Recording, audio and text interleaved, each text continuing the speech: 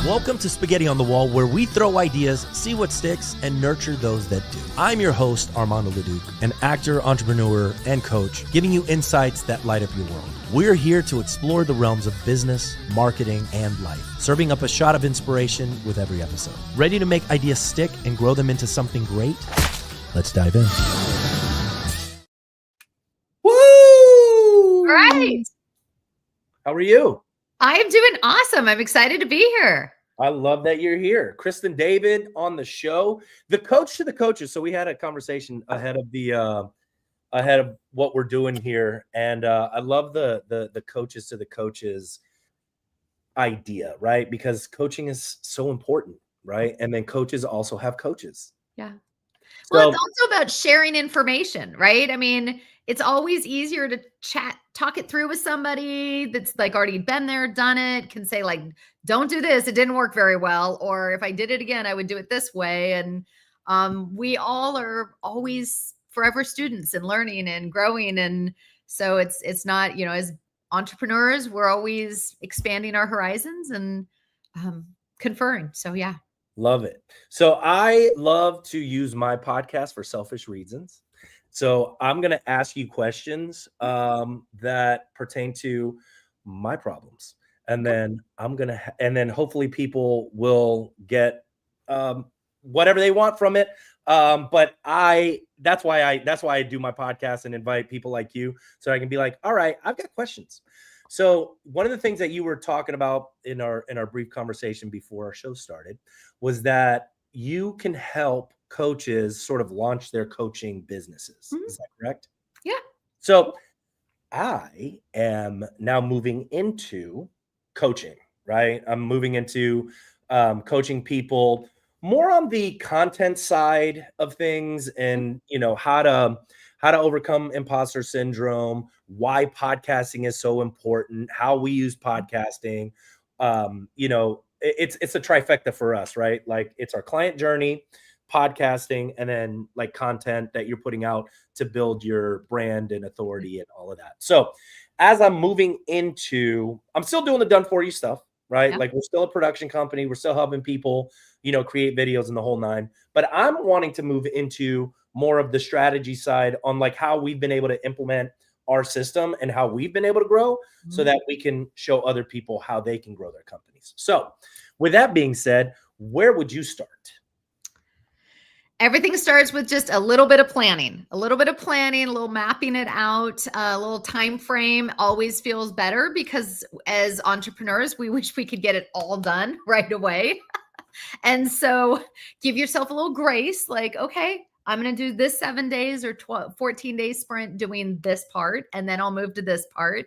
So just a little bit of mapping goes a long ways. And then it's really the market. Who is your audience? Who are you trying to help? And the beautiful thing is that people need to hear it from all different angles.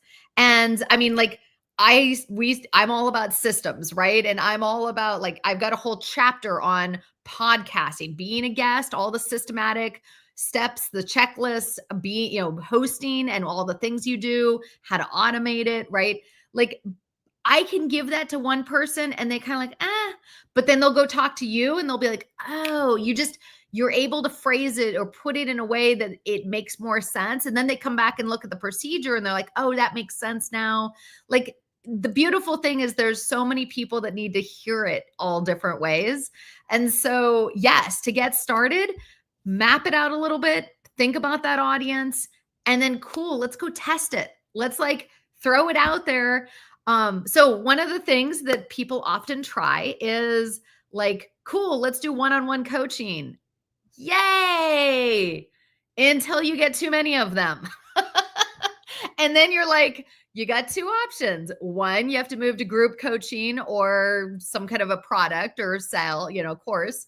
Or two, you've got to do kind of what I did with Upleveling Your Business. And I've got 11 coaches on the team, each with different specialties. And so people get to pop in and work with who they need and then pop out, right? And so you've done the done for you production. So some people might just need help with how to strategically plan the name of the podcast, the programming, the audience, right? The planning and strategy.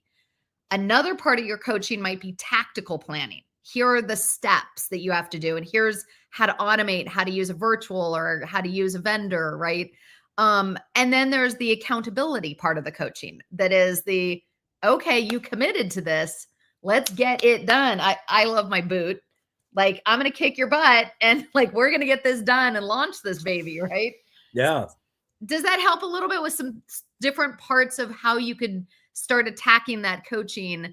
But you kind of start with testing the minimum viable product. Yeah. So, I mean, I think we started with our mastermind. It's going really well, right? Good. It's the content. It started with the Podcast Producers Club, but then what I realized is that we have, just because it's more content driven and not just podcasting, that we changed it to content at the clients, and it's going really well. People love it. And so I'm like, well, I would love to really get the results, right? And so before I turn into another coach out there, that's just like, coaches that haven't done it drives me crazy, right? Yeah. Where they're all like, I could teach you how to do it. Be like, have you done it? Not really. Be like, okay, great. So, but I have some amazing case studies. One of these, a couple of these guys that I coached, we're at $1,500 a month in revenue, and now they're about to hit $100,000 a month in MRR, right?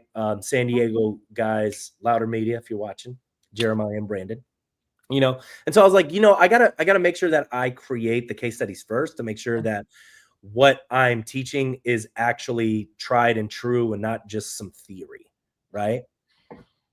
Yes and no. I'm going to push back a little bit on you.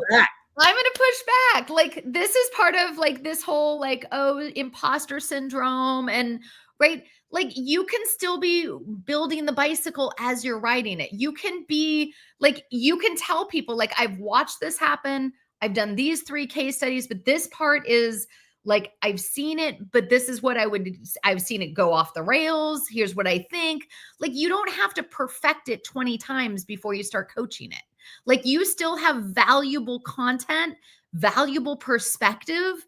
You've seen other people do some stuff that you're like, oops, don't do that. That didn't work very well, right? Like, give yourself, you've got the know-how. You've got you bring the attitude and the confidence that it's possible. Part of being a coach is helping people see what they can become. It's not for you to be the perfectionist and have it all figured out. You're helping them navigate. So I would say go for it. Yeah. So you're saying that you can have just a little bit of knowledge and come in and start coaching ahead of where the people are, not necessarily having it all figured out. Because obviously I haven't have it all figured out. Yeah. Right? I mean, listen, I'm going to go back to with what you said. Like, there are a lot of coaches that I'm like, you've never built $1 million business or a 5 million. Like, what the hell do you know? Like, I mean, I do think you need to have the credibility. You have to have done it. I mean, I will say we have a strict criteria for our coaching team. They either have to have built multi-million-dollar business themselves or worked hand in hand with a business that did grow that big, because they have to be able to walk the walk and talk it and know it and have gone through those struggles, cash crunches, whatever's. Like, I found a really cool person that I really liked, but she was from a corporate background. And I'm like, I can't hire you. Like, you have no idea what it's like as a business owner to try to make payroll, to try to manage an upset client, to like be trying to get your marketing out, right? Like, I think that you do have to have a good base foundation of know-how and have done some of it. It's just that I don't think you have to have it all figured out. How's that? Yeah, no, that makes sense. So what are some of and what is the niche of people that you are helping right now? So we mainly work with people between $1 and $8 million, business owners that have been usually working way too hard, taking home not enough money, and they don't have the systems in place. Like, they are the bottleneck for everything still. No judgment. We've all been there, right? And they're like, there's got to be a better way. There's got to be a better way. And so we get in and help them. Sometimes they need help with the strategic plan and the tactical plan. What do they need to do first? And what's the cadence? Sometimes they know exactly what they need. They need to come in and just work on their sales and intake systems, or they can work with our sales and intake coach for 2 months. They just need to work on their financial systems. Like they have no control. Money comes in and money flows right back out the door, right? Like money comes in and it goes right back out. So certain entrepreneurs know, like, I need to build systems in this department. Like they know they've got a problem and they pop in. But I'm a believer. I've done a lot of coaching all my life, and this was part of my journey. I came out of law school, made my big career, was a great trial lawyer, and wondered, how the hell do you manage the company? Like there's got to be a better way than the chaos floating around. And I learned to write a business plan. I learned to write my systems. I built up a multi-million-dollar business. And ultimately I decided I could help one client at a time, or I could go get in front of groups of 400 or 500 people and help entire audiences at a time, right? And that was a key part of selling my law firm. But those policies and procedures, they were $100,000 negotiating point in the pricing of my law firm.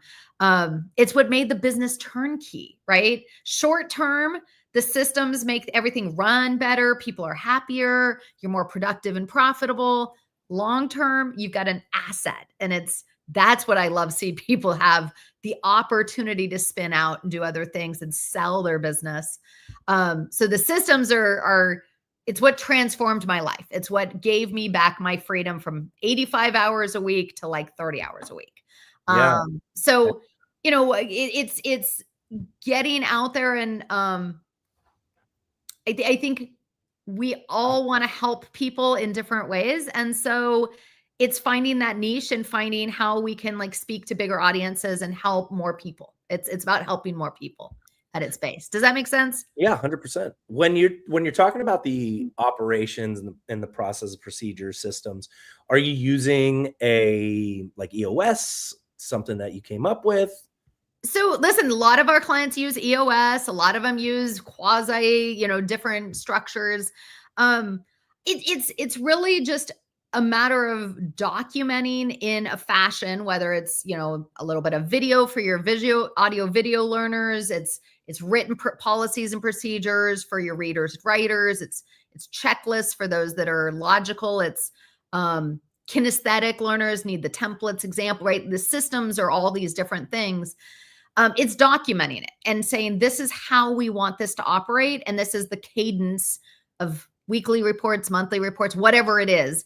That could fit within like an EOS system or just a base traditional, more corporate structure. It can go with a very laissez-faire style of leadership. And so listen, the systems can come into anything as long as we have some structure. Whatever, and if they need help with structure, we'll help them with structure. If they come to us with structure, cool, great. We might give them a few suggestions on improvements. But yeah, I mean, we're not here to like make someone change their entire methodology. It's more of, let's help you fix a certain thing that's clunky and make that streamlined and run well, and make it a good client experience and a good team experience and a good profitable experience for the company. By streamlining it. So yeah, no one set required method, if that makes sense. Yeah, for sure. What's your take on assessments, and how are you incorporating that into your coaching, or are you? Assessments, like people assessments, or assessments of, like DISC or Colby, or I love them all. I mean, I'm a little bit of an early adopter techie. Like I like AppSumo. I want to go try different things. So I've done all the tests. Listen, I love the word integration. Like wherever, like what does your system use? And like, let's use it. So if you use WiseHire, for instance, which is an amazing ATS applicant tracking system for you post once, it goes to 60 hiring platforms.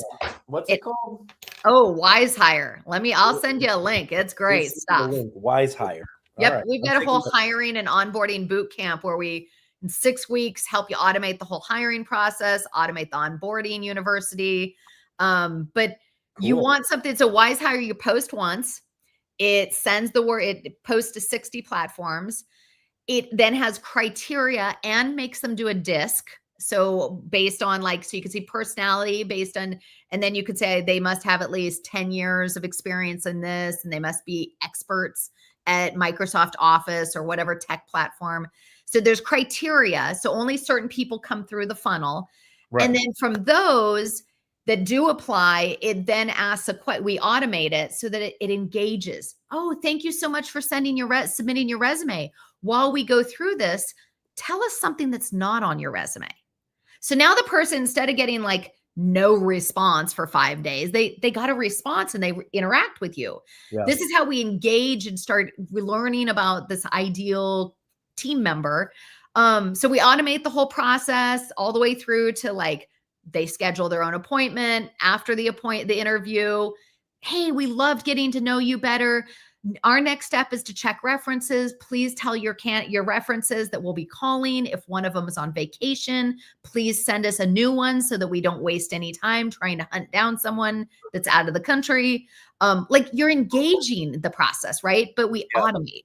I'm a big fan of like, make your hiring process do its job to really vet people and learn about them and see if they're the right fit and do the things we need to do. And then onboarding, it goes right into an onboarding university. So it's all like, we want it to seamlessly out of WiseHire into the next. So the word was integration. So if you're using WiseHire and it for free is going to give them a disc, and it will for free give your whole team a disc training or test, use WiseHire, right? I mean, use disc. Because do you use another assessment or do you have to use disc? No, you can do other ones, but that's the one for free that they're going to do for your team and for everybody. Got it. And then there's other ATS systems that will use other ones like TTI and different things. So, I mean, again, it's if you're using a different program like Gusto or ADP or, HR Partner, like they all have different ones that they connect with. So when you're searching for the right platforms and you're deciding on your tech stack, find what integrates with the stuff you like what do you want to use, and then find programs that work with that. So, again, it's about streamlining our precious time, our precious resources, our money, and really, getting the best bang for what we want. But so your question was on personality tests. Yes. Yeah.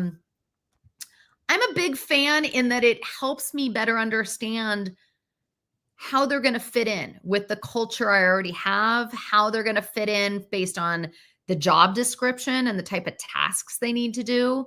Right. If they're not personable and outgoing, they probably shouldn't be your client happiness coordinator, right? Like that's a person that needs to have a very good dynamic with people. If they're your billing clerk and in a back room, cool. They just have to be methodical and like precise with numbers, and they don't necessarily have to be warm and fuzzy with the world, right? Like, So again, I really think that these tools help us to better understand, is this going to be the right fit for where we need this help right now? So yes, I think it's a very vital, important tool, but it is still just one tool. It's a data point.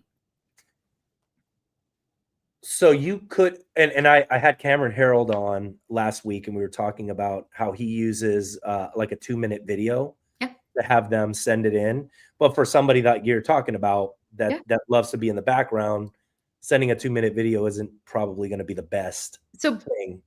In our hiring and onboarding boot camp, we literally, like, one of the automated emails that go out, it's like, hey, so after first saying, tell us something not on your resume, then the next one is like, hey, as a precursor to doing your in-person interview, your first interview, pick 3 of these 5 questions.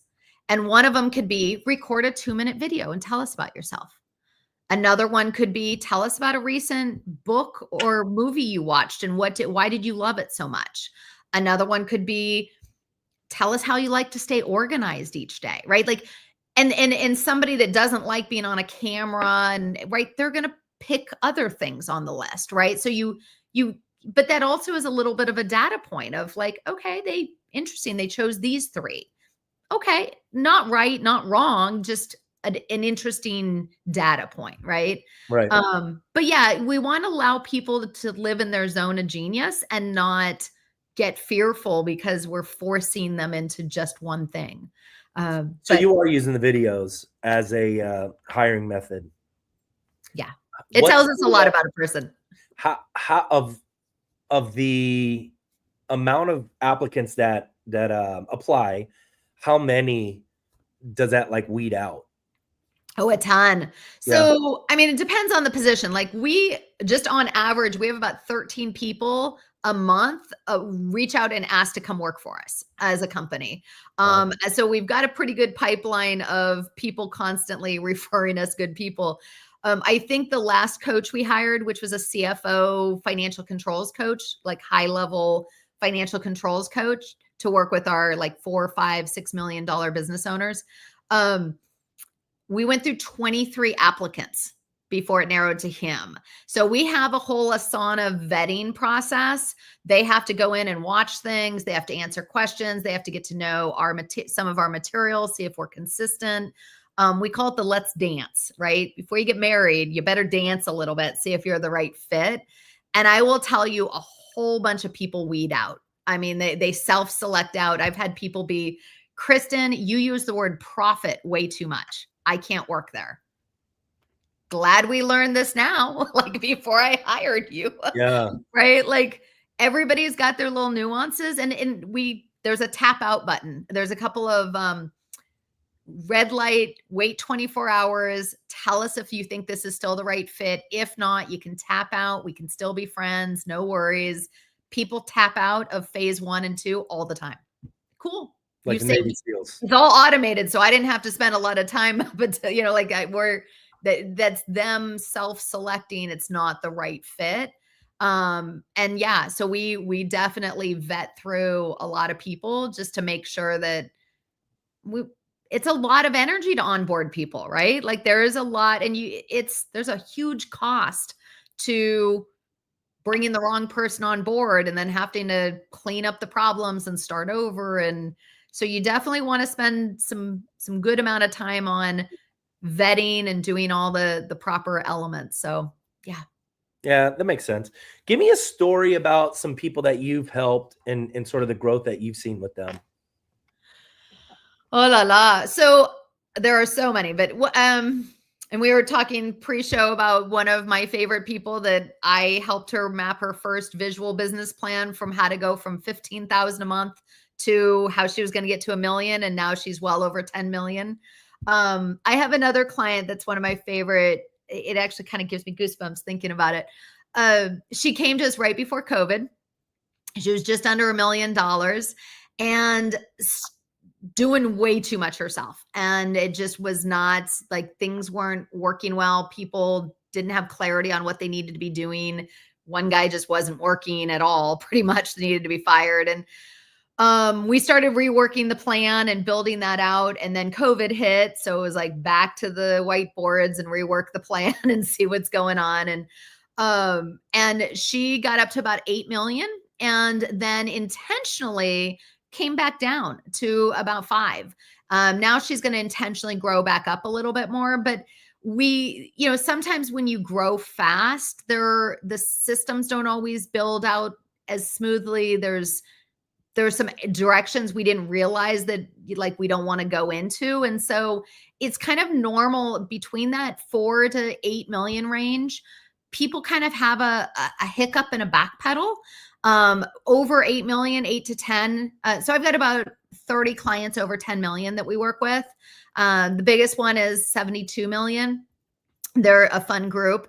But at that level, you just do once a year, kind of helping them with planning, risk management, some of the bigger stuff. I was a malpractice defense attorney for 15 years as a lawyer. So I did a lot of litigation and malpractice. So try to help people avoid that. But yeah, my favorite part of that feel good story was that, she grew and then she came back down, then she's growing again. She knew that she was not the person to build systems. And so we hired someone to come in to be the systems master because we knew we needed to build the systems. We just knew she wasn't she loves to ask the question, where did the system break? Right. But she wasn't the one that's going to be building them and fixing the broken ones. Right. But my favorite part was when her son got on one day and he said, this is after I'd been working with her for about 1.5 years, and she was probably about 3.5 million at that point. And he said, is this the coach? And she was like, yeah, why? What's up? And he pops in the screen on Zoom and said, I just want to thank you. Like, you have transformed our lives. Like, our entire mom used to work all the time. She was always like tired, exhausted. Now she's happy. She has all this free time. She knows exactly what her zone of geniuses are, of what she likes to do. She delegates off to an EA and her other team the stuff she doesn't like. He was like so effervescent about like what a different world life was now. And that was like, those are the success stories. Like, when you know this, when you work with an entrepreneur and owner, it's not just their life we're touching, it's their families' lives, it's their staff's lives. And for all of those staff, their families' lives. And for all the clients, it's their clients' families' lives. And right, like there's such a ripple effect that happens. And so, yes, I love seeing people grow, but grow where it brings them more profit and more freedom so they can do the things they want to do. Heck yeah. And so now I know you coach entrepreneurs, but you're coaching coaches specifically. Is that somebody that you guys are really looking for? Yeah. I mean, they come to me all the time. And I have the philosophy of there's plenty of people in this world, right? And and clients need to hear these things over and over again from different voices and different perspectives. And like, I might teach somebody about like, okay, cool. Let me show you the format or the formula for doing a podcast. And like, here's the overview, here's the procedure. Okay, cool. Now you need to go over and, work with you, for instance, on like actually doing the production and doing the podcast. Like, people need different things at different times. And so I think a lot of people know my philosophy. And so they're like, hey, Kristen, I want to do a new course. I want to do this. Would you help me? A lot of my clients, we've built up the business to be 4, 5, 6 million. And now they want to do a passion project. And so it might be, I want to build this course and give back. I want to coach this niche of people that I'm really passionate about helping. And so, yeah, I'll jump on. Sometimes it's just for 1 or 2 sessions. Sometimes, a couple of the big guns out there that have pretty big coaching companies out there right now have come to me like, hey, you're killing it on this. We want to come do a coaching session and learn how do we replicate what you've done? Like, how do we create that? And I'm like, cool, let's do it. Because they're going to do it with their own sass and their own, like, it's all good. Like, there's plenty of people in this world that need our help. So yes, I've done a lot of coaching for the coaches, and I am ecstatic when they publish a book, when they publish a podcast, I've literally been like, I think 9 or 10 different people's first podcast episode. I'm like, cool. Put me on in the first couple of sessions and I will, Louise Scott, like, we recorded mine and I was like in the first 3 or 4 that he published. And because like, I was like, and I'll publish to my whole community and like bring a little, effervescence to it. And I just think it's fun to support one another on this journey. I love that so much. So how do people work with you? Come to our website, uplevelingyourbusiness.com. Come to our YouTube channel. Like, shit, I share all the stories of the mistakes I've made, what to do it differently next time. Like, a lot of people come to the YouTube and watch a bunch of videos and they're like, cool, okay, I want this.